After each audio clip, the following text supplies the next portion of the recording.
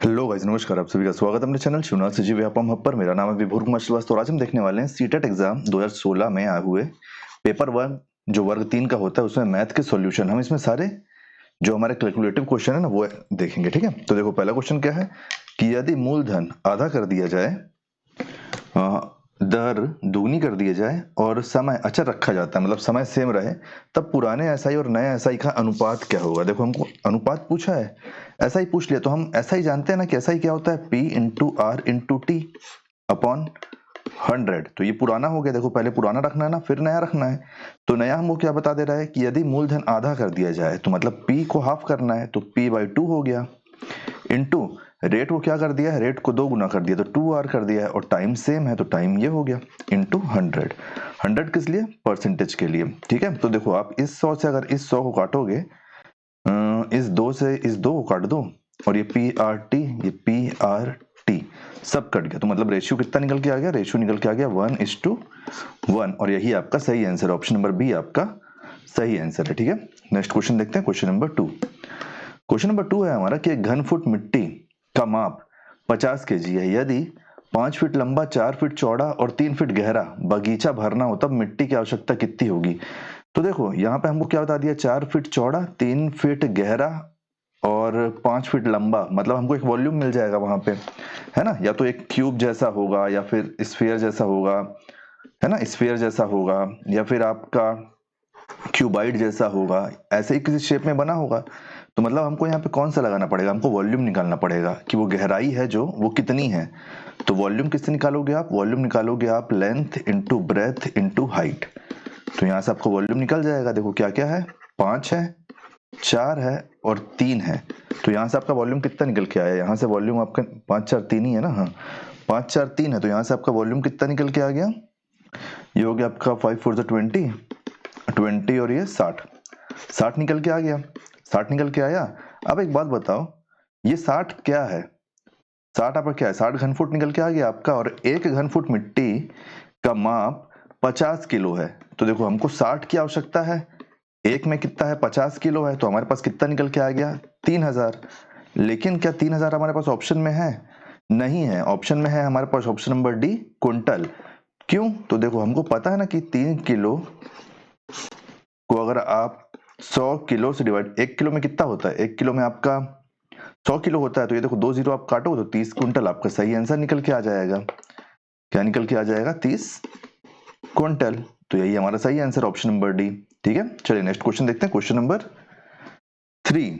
तो question number 3 है हमारा कि यदि दो संख्याओं के एलसीएम और एचसीएफ तथा क्रमशः 30 और 3 है, एलसीएम कितना है, एलसीएम है 30 और एचसीएफ कितना है, एचसीएफ है 3, तब इन संख्याओं के लिए निम्न में से क्या कौन सा संभव नहीं है। अच्छा, इनमें से क्या नहीं हो सकता है बोल रहा है। तो देखो, एलसीएम 3 है, मतलब ये सभी से कटना चाहिए। तो एक संख्या अगर 10 है, एक संख्या 15 है, एक संख्या 3 है ना, तो इन तीनों से 30 कट रहा है, तो चलो ये तो हो गया। लेकिन हमको ये मालूम है ना कि जो हमारे पास संख्या है उसका एक पार्ट ही एचसीएफ होता है, एचसीएफ संख्या से निकल के ही आता है। तो देखो, 15 से तो आप 3 निकाल सकते हो, 3 इंटू 5 करके, 3 से भी निकाल सकते हो 3 इंटू 1 करके। इनमें से कोई नहीं होगा आंसर। क्यों, क्योंकि ऑप्शन नंबर 1 जो है हमारा वो 10 है, और 10 से आप 3 नहीं निकाल सकते। 10 कैसे बनता है, 10 बनता है 5 इंटू 2 से और 1 इंटू 10 से, वहां पे 3 का कोई खेल नहीं है। तो ऑप्शन नंबर ए हमारा सही आंसर हो जाएगा कि अगर किन्हीं दो संख्याओं का एलसीएम 30 है और एक संख्या और एचसीएफ 3 है, तो उसमें से एक संख्या 10 नहीं हो सकती। तो ऑप्शन नंबर ए हमारा सही आंसर हो जाएगा, ठीक है। चलिए नेक्स्ट क्वेश्चन देखते हैं, क्वेश्चन नंबर हमारा क्या है, क्वेश्चन नंबर 4। कि क्वेश्चन नंबर 4 क्या है, क्वेश्चन नंबर 4 है कि एक भैंस को 10,000 रुपए में खरीदा जाता है, ठीक है। कॉस्ट प्राइस कितनी हो गई, 10,000,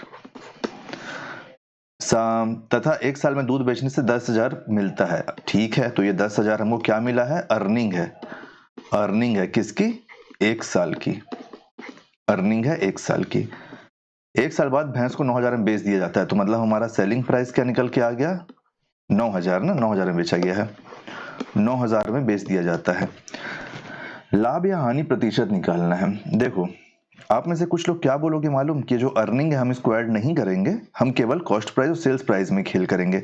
तो देखो, सेलिंग प्राइस हमारा 9,000 है, कॉस्ट प्राइस हमारा 10,000 है, तो मतलब लॉस कितना हुआ, लॉस 1,000 का हुआ।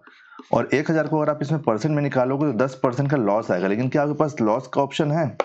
नहीं है। आप सोचोगे क्वेश्चन विलोपित हो जाएगा, क्यों? क्योंकि यहाँ पे ऑप्शन नहीं है। लेकिन ये क्वेश्चन विलोपित नहीं होगा, क्योंकि जो इसका ये है ना, क्या बोलते हैं, आपका जो एग्जामिनर है यहाँ पे क्या करवाया है, वो इन दोनों को ऐड कर दिया है।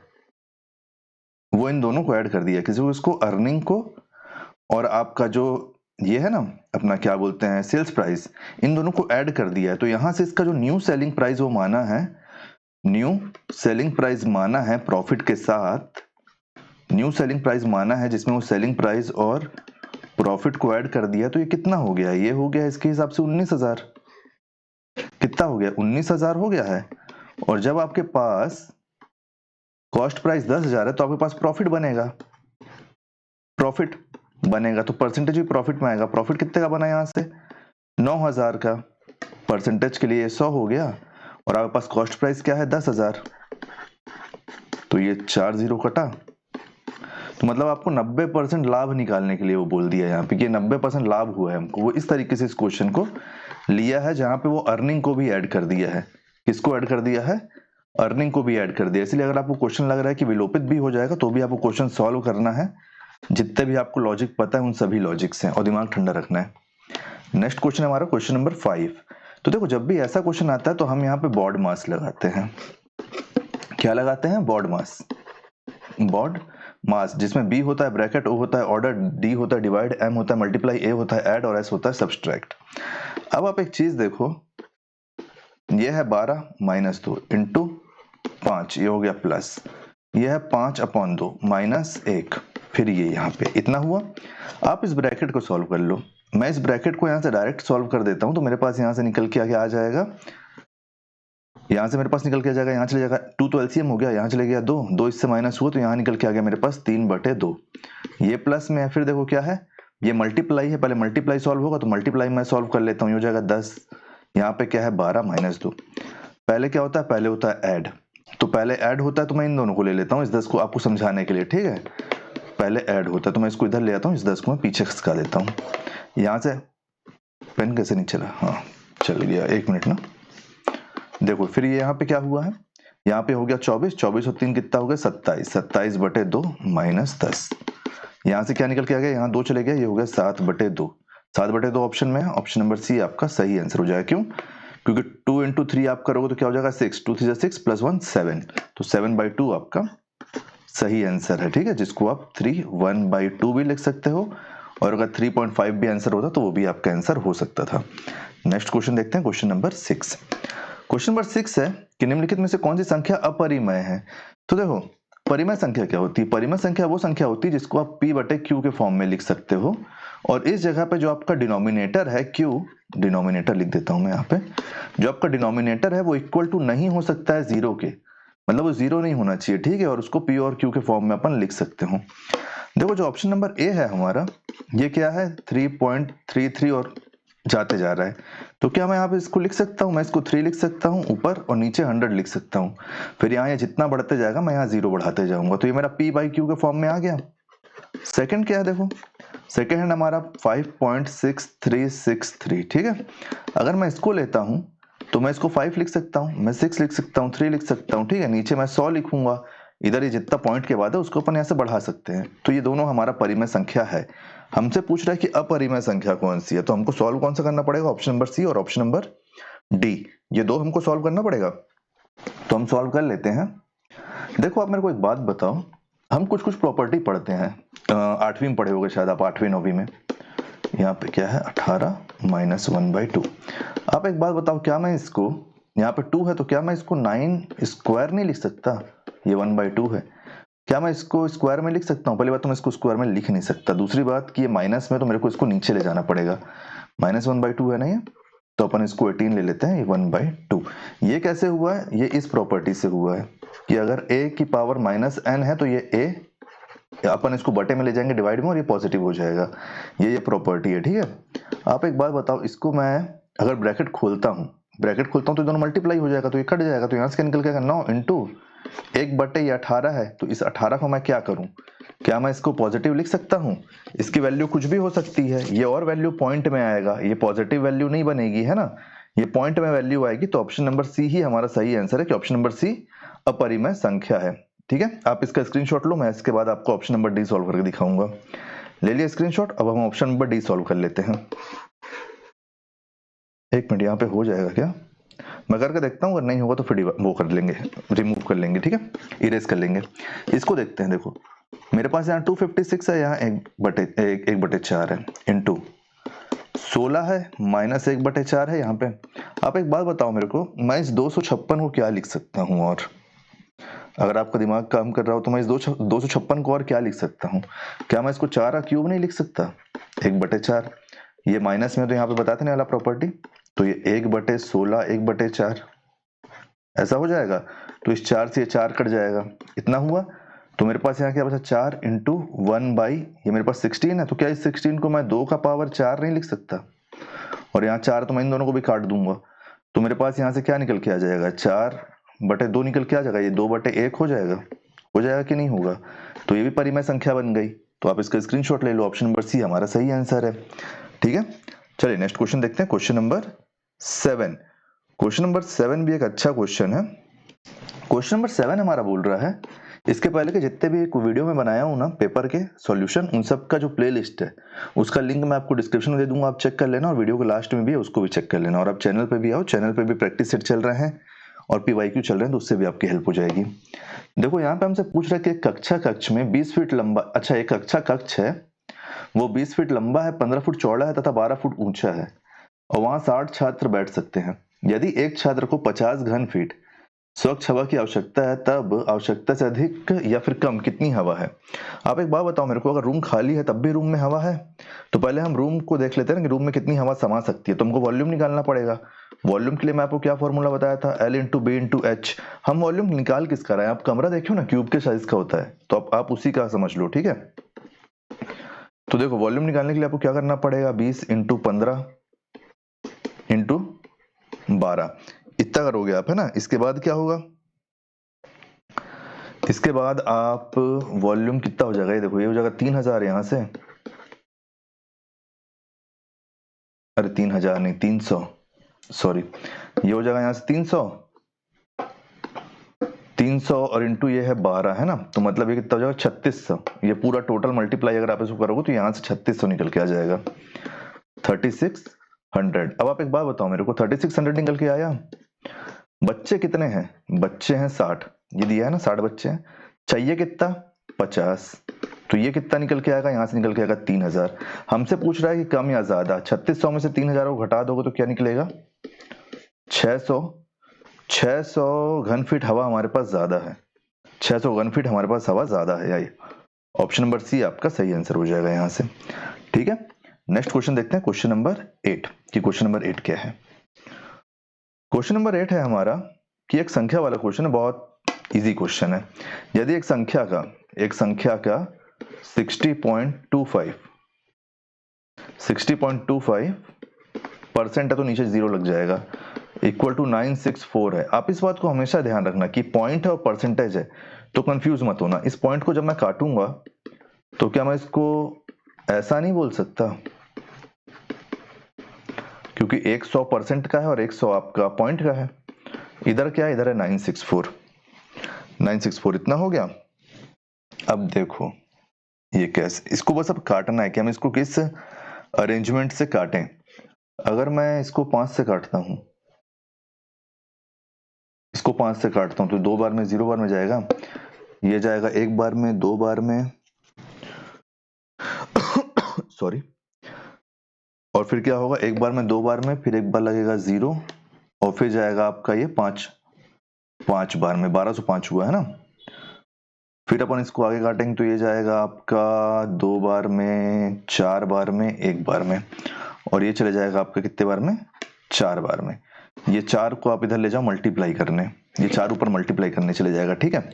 तो काट पीट के यहाँ से हाँ 4 यहाँ ले जाओ, ठीक है, तो छोड़ो काट के दिखाई देता हूँ। 241 है ये, पॉइंट में हम नहीं लेके जाएंगे इसलिए मैं इसको वैसे सॉल्व नहीं कर रहा हूँ, है ना। यहाँ पे हमारे पास कितना है? x इंटू 241 है ना, इक्वल टू 964 इंटू 4 इंटू 100। तो देखो ये 964 है, इसको मैं 4 से अगर इंटू करूंगा तो ये हो जाएगा 4 1 4, बचा 2। कहीं कुछ गड़बड़ हुआ है क्या? 2 बार में गया, 4 बार में गया, ठीक है। 964 को मैं 241 से अगर डिवाइड करूंगा तो 4 बार में चले जाना चाहिए। देखो 4 1 4, 4 4 16 का 6, बचा 1, 4 2 8। हाँ ये देखो ये खड़े खड़े चले गया ना, किससे? इसको काट दो अब डायरेक्ट, आप इससे डायरेक्ट काटो इसको।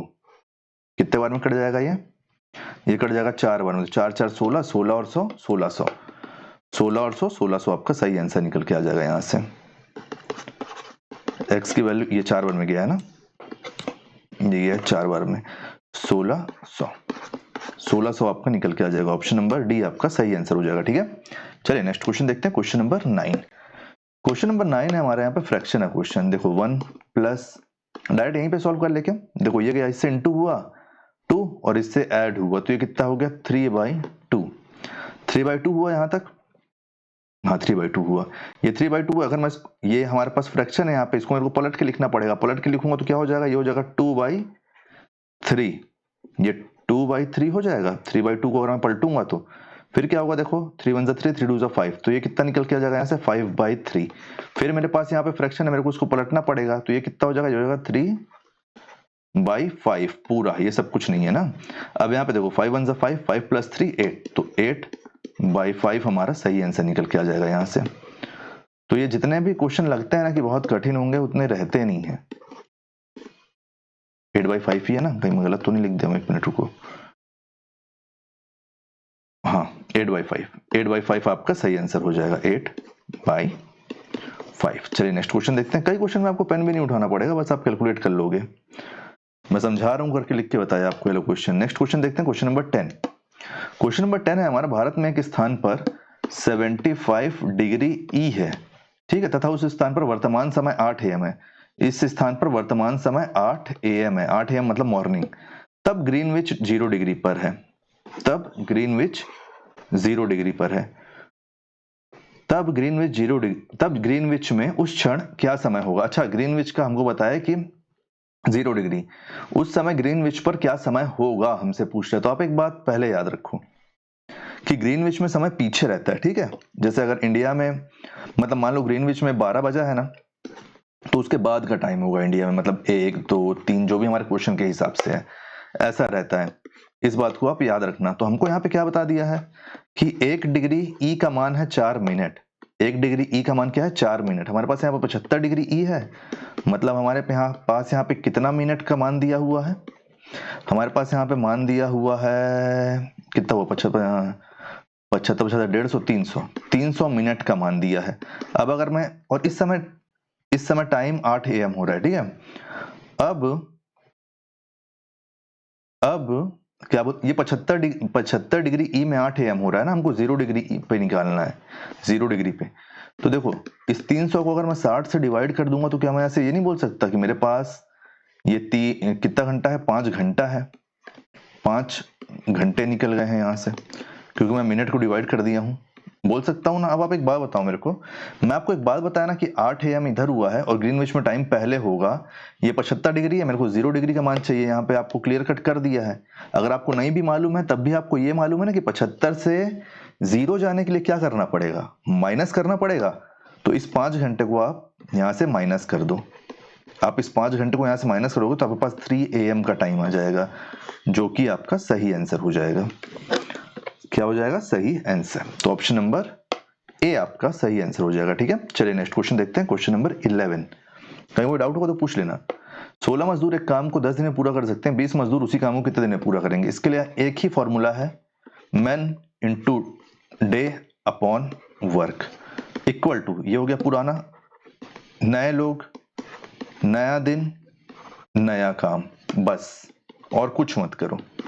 कितने दिन मजदूर थे पहले, 16, काम कितने दिन में हुआ है, 10 दिन। वर्क अगर कुछ नहीं है तो हम वर्क को हमेशा 1 मानते हैं, तो 1 1 तो कट जाएगा अपने आप, तो इस 1 की कोई वैल्यू यहाँ पे नहीं है फिलहाल, तो अपन इसको हटा लेते हैं। यहाँ पे कितने मजदूर हैं, 20 मजदूर, कितने दिन में काम करेंगे, तो D1, बस सॉल्व कर लो। ये कितने बार में गया, ये गया 2 बार में, कितने बार में चले गया, ये गया 2 बार में, और ये गया 8 बार में। तो हमारे पास D1 कितना निकल के आ गया, D1 निकल के आ गया 8। तो 8 दिन में काम कर लेंगे। ऑप्शन नंबर डी आपका सही आंसर हो जाएगा। ठीक है, next question, question number 12। Question number 12 है कि एक वाहन 5 मिनट में 2 किलोमीटर चलता है। ठीक है, 5 मिनट बोल दिया है यहाँ पे। फिर 1 घंटे में 40 किलोमीटर चलता है। ठीक है, 5 सेकंड में 600 मीटर चलता है। तब वाहन का औसत चाल निकालना है, एवरेज स्पीड निकालना है, कुल मिला के एवरेज स्पीड। एक चीज मैं आपको ऑप्शन से देख के बता रहा हूं। देखो, हमको मालूम है ना कि एवरेज स्पीड के लिए हमको क्या करना पड़ेगा, हमको टोटल डिस्टेंस को डिवाइड करना पड़ेगा किससे, टोटल स्पीड से। सॉरी, एवरेज स्पीड निकालना है ना, हाँ, तो टोटल स्पीड से निकालना पड़ेगा। लेकिन क्या आपको ये ऑप्शन देख के लग रहा है कि ये ऐसे सॉल्व हुआ है? ये क्वेश्चन ऐसे सॉल्व नहीं किया है, क्योंकि ये ऑप्शन बहुत ज्यादा है। अगर आप उससे निकालोगे ना तो उससे 2 डिजिट में निकलेगा, 2 डिजिट में निकलेगा। क्योंकि यहाँ से मेरे को देख के पता चल रहा है ना, ये 600 मीटर है, ये 2000 किलोमीटर है ना, और ये 40 किलोमीटर, और टाइम देखो आप, तो ये इससे नहीं निकाला। ये क्या किया होगा मालूम, जहां तक मेरे को लग रहा है सबका एवरेज टाइम निकाल लिया है पहले, और फिर ऐड करके उसका एवरेज टाइम निकाला है। तब वाहन का औसत चाल क्या है लगभग में, अपन देख लेते हैं। देखो, पहला क्या है, पहला चला है 2 किलोमीटर, पहला चला है 2 किलोमीटर 5 मिनट में, 5 मिनट में चला है। इसको किलोमीटर प्रति घंटा में कन्वर्ट करना है। आप एक बात बताओ, क्या ये 2 किलोमीटर है? ये 5 मिनट को मेरे को किलोमीटर प्रति घंटे में कन्वर्ट करने के लिए क्या करना पड़ेगा, क्या करना पड़ेगा बताओ? इस 5 मिनट को अगर मैं किलोमीटर प्रति घंटे में कन्वर्ट करना चाहूं तो मेरे को क्या करना पड़ेगा, इसको 60 से डिवाइड करना पड़ेगा 5 को, क्योंकि 1 घंटे में 60 मिनट होते हैं। ये क्या हो जाएगा, ये हो जाएगा 2 इंटू ये 60 ऊपर आ जाएगा, और ये 5 है, ये जाएगा 12 बार में, और यहां से हमको क्या निकल के आ जाएगा, यहां से हमको निकल के आ जाएगा 24, कि 24 हमको यहाँ पे 24 निकल के आ जाएगा। ठीक है, अब आप एक बात बताओ मेरे को, यहाँ से हमको 24 किलोमीटर निकल के आ जाएगा ना, किलोमीटर प्रति घंटा। स्क्रीनशॉट आप लेते रहना, मैं यहाँ पे लिखते जाता हूँ क्योंकि स्पेस उतना बनेगा नहीं। 24 किलोमीटर प्रति घंटा, ठीक है, इसका स्क्रीनशॉट ले लो। अब अपन देखते हैं आगे। सेकंड का हमारे पास क्या है, सेकंड का है हमारा 1 घंटे में 40 किलोमीटर, 1 घंटे में 40 किलोमीटर चलता है। तो 1 घंटे में 40 किलोमीटर चलता है, मतलब 40 किलोमीटर हो गया ये, और 1 घंटा हो गया, किलोमीटर हो गया, ये स्पीड हो गया, ये टाइम हो गया, सॉरी टाइम हो गया है ना। तो अब आप बताओ, यहां से कुछ करना है आपको, कुछ नहीं करना है। तो यहां से आपका सीधे सीधे 40 किलोमीटर प्रति घंटे का स्पीड आ गया। अब आप एक चीज बताओ मेरे को, मैं आपको पहले गलत बोल दिया था क्या formula, distance equal to, sorry speed equal to distance upon time होता है ना। पहले मैं आपको गलत बोल दिया था, टाइम अपॉन स्पीड बोल दिया था क्या, ऐसा लग रहा है। देखो, डिस्टेंस हमेशा, स्पीड हमेशा equal to distance upon time होता है। अगर आपसे टाइम पूछ देगा तो टाइम इक्वल टू, आप इसको ऊपर ले जाओ, एस को नीचे ले आओ, डिस्टेंस अपॉन स्पीड हो जाएगा। और अगर आपसे डिस्टेंस बोल देगा तो स्पीड इंटू टाइम हो जाएगा। आप इसे एक फॉर्मूले को पकड़ के चलो, बस इसको तीनों तरीके से घुमा लेना, ठीक है। अगर पहले गलत बोल दिया तो उसके लिए सॉरी, भूल जाओ उसको। चलो अब आगे देख लेते हैं तीसरा वाला। तीसरा हमारे पास क्या बोल रहा है, तीसरा है हमारे पास कि 5 सेकंड में 600 मीटर, ये 600 मीटर चल रहा है, कब, 5 सेकंड में। अब बताओ आप, ये 600 मीटर का मतलब क्या है, ये 600 मीटर का मतलब 0.6 किलोमीटर नहीं हो गया, 0.6 किलोमीटर हो गया ना, हो गया। चलो, अगर ऐसे भी आपको समझ में नहीं आ रहा है तो आप ऐसे कर लो कि अगर आपको इस 600 मीटर को अगर 600 मीटर को अगर किलोमीटर में कन्वर्ट करना तो क्या करना पड़ेगा, 1000 मीटर से डिवाइड, तो 1 किलोमीटर हो गया, क्योंकि 1 किलोमीटर में 1000 मीटर होता है। अब ये 5 सेकंड है, 5 सेकंड के लिए 5 सेकंड को अगर आपको करना है कन्वर्ट किसमें, 5 सेकंड को अगर आपको उसमें कन्वर्ट करना है घंटे में, तो वो क्या करना पड़ेगा, पहले आपको उसको मिनट में कन्वर्ट करना पड़ेगा। तो एक मिनट में कितने सेकंड होते हैं, 60 सेकंड, तो ये 60 हुआ। अब इसको घंटे में कन्वर्ट करने के लिए आपको फिर इसको 60 से वो करना पड़ेगा इंटू। तो हमारे पास यहाँ से कुल मिला क्या निकल के आ जाएगा, मैं इसको डायरेक्ट लिख ले रहा हूँ ना, यहाँ से 2 जीरो कट जाएगा, यहाँ से 2 जीरो कट जाएगा, तो ये कितना हो गया, ये हो गया 0.6 हो गया ना, अपॉन ये यहाँ पे क्या हो जाएगा, यहाँ पे हो जाएगा मान लो ये 12, तो ये 1/720 हुआ कि नहीं हुआ, ये 1/720 हो गया यहाँ से। एक मिनट, ये 1/720 हुआ। जब ये 1 है और ये 720 है तो ये 720 ऊपर चले जाएगा, तो यहां से आपके पास क्या निकल के आ जाएगा, यहां से निकल के आ जाएगा 432। अगर आप इन दोनों का मल्टीप्लाई करोगे तो यहां से आपको 432 निकल के आ जाएगा, और यहाँ पे पॉइंट है ना तो थोड़ा बहुत कटेगा भी। यहाँ पे 432 आपके पास निकल के आया। जब आपके पास 432 निकल के आ गया है तो हमारे पास यहाँ पे तीनों स्पीड निकल के आ गई, 432 किलोमीटर पर आवर। अब देखो ये सब आ गया ना इसके आसपास के, एवरेज निकालना तो मतलब हमको आधा, मतलब 3 वो बार इसको डिवाइड करना पड़ेगा। आप एक बार बताओ, इसको मैं हटा रहा हूँ ना, ऐसे स्क्रीनशॉट ले लो इसका। देखो अभी मैं सॉल्व कर रहा हूँ इसलिए तो टाइम लग रहा है, नहीं तो आप लोग सॉल्व करोगे तो जल्दी हो जाएगा। देखो तीनों को ऐड करना है, तीनों को ऐड करना है मतलब 24 प्लस 40 प्लस 432 अपॉन एवरेज निकालना तो मतलब 3 से डिवाइड होगा। ये कितना हो गया, ये हो गया आपका 64, ये हो गया 64 और ये हो गया 496। इसको 3 से डिवाइड करो, कितने बार में गया, ये गया 1 बार में, 6 बार में, 5 बार में, और यहाँ पे क्या बचा 10, तो फिर ये 3 लगा, ठीक है, फिर 0 हुआ, फिर 3 लगेगा, तो ये बढ़ते जाएगा। यहाँ पे ये जो 3 है ये बढ़ते जाएगा, ये असंख्य बार तक जाएगा। तो इतना किलोमीटर पर आवर आपका एवरेज स्पीड हो जाएगा, किलोमीटर पर आवर। तो कहाँ पे देखो ऑप्शन नंबर सी आपका सही आंसर हो जाएगा। तो कई बार ऐसा क्वेश्चन भी आता है ना। चलिए तो विलोपित जैसा व्यापम के ऊपर है, किसको विलोपित करता है किसको नहीं करता है। ये क्वेश्चन हमारा 13 हो गया, तो विलोपित छोड़ के आप कोई क्वेश्चन छोड़ना नहीं, क्योंकि अगर विलोपित होगा तो वैसे ही आपको नंबर मिल जाएगा। देखो 1 है प्लस 1 प्लस 5/4 है। यहाँ से क्या है, रूट के अंदर मेरे को ये दिख रहा है कि ये 1 प्लस है, ये हो गया 4 और ये हो गया 4 और 4 में इसमें ऐड 1 है ना, ये हो गया 4 और 4 में ये ऐड होगा तो कितना हो जाएगा, 9/4 हो जाएगा। क्या हो जाएगा, 9/4, 9/4। इसको मैं रूट से बाहर निकालता हूँ तो ये क्या हो जाएगा, ये रूट से बाहर आ जाएगा ना, ये हो जाएगा 3/2, क्योंकि 9 3 का स्क्वायर होता है और 4 2 का। अब ये क्या हो जाएगा, ये हो जाएगा 2 1 2 और ये हो जाएगा 5, 2 1 2 प्लस 3 कितना हो जाएगा 5/2, 5/2 अंडर रूट, 5/रूट अंडर 2 हो जाएगा, सॉरी हाँ अंडर रूट, ये तो सही बोल रहा हूँ ना, 5/2 अंडर रूट हो जाएगा ये। अब इसके आगे हम इसको काट के निकालेंगे सीधे, सन्निकट मान निकालना है ना, तो 5 हो गया 3, तो 5/2 अगर आप आधा करोगे तो क्या हो जाएगा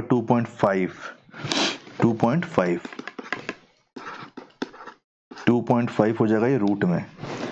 इसको मैं अगर ऊपर नीचे दोनों अगर मैं उससे 10 से इंटू करूंगा तो भी मेरा काम यहां से बन जाएगा, है ना, लेकिन उसको आप नहीं समझ पाओगे। आप एक चीज बताओ मेरे को, अगर मैं इसका रूट जैसे 4 है, 4 का अगर मैं रूट निकालता हूं तो उसका लगभग आधा हुआ।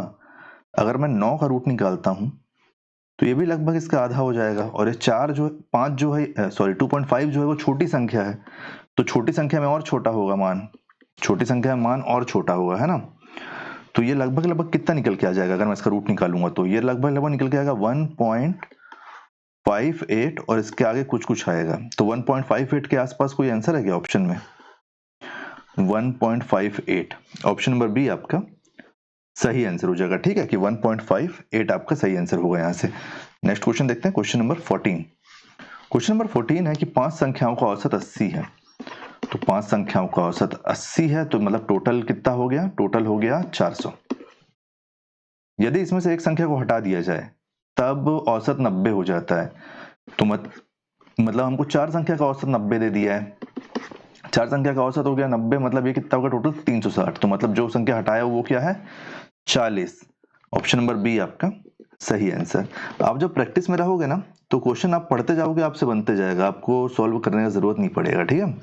तो उम्मीद करता हूँ सारे क्वेश्चन आपको समझ में आ गए होंगे। कहीं भी कोई भी डाउट होगा पूछ लेना। आने वाले वीडियो के चैनल में बने रहिए, चैनल को सब्सक्राइब कीजिए। ये क्वेश्चन आपको समझ में आया कि नहीं आया, आ गया है ना। देखो 5 संख्या का औसत 80 है, तो अपन सीधे 80 इंटू कर दिए 400 हो गया है। और एक संख्या घटा दिए हो 90 औसत है, तो अपन सीधे 90 को 4 से इंटू कर दिए तो हमारे पास 360 आ गया है। एक संख्या घट गई है, एक संख्या घट गई है जब, तो यहाँ से जो वैल्यू बचा है वही उसका मान हो जाएगा, जो संख्या घटी है ना। तो अपन यहाँ से उससे निकाल लिया। अगर कहीं कोई डाउट होगा तो पूछ लेना। आने वाले वीडियो के लिए चैनल बने रहिए, अपना फीडबैक जरूर दीजिए, वीडियो कैसा लगा आपको। आने वाले वीडियो के लिए चैनल बने रहिए, चैनल को सब्सक्राइब कीजिए। Thank you.